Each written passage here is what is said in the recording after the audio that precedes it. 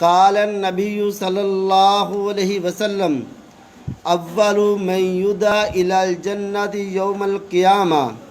الذین یحمدون فی السراء والضراء۔ پیارے محبوب نبی کریم صلی اللہ علیہ وسلم نے ارشاد فرمایا، اول واہلے میں جن کو قیامت کے دن جنت کی طرف بلایا جائے گا وہ لوگ ہیں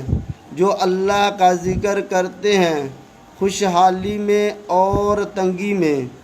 تو میرے دوستو، ہمیں بھی چاہیے کہ ہم ہر حالت میں خوشی کا موقع ہو تو الحمدللہ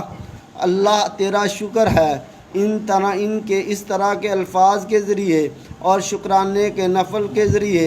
اللہ کا شکر کریں، اور اگر تنگی کا موقع ہے تو صبر کر کے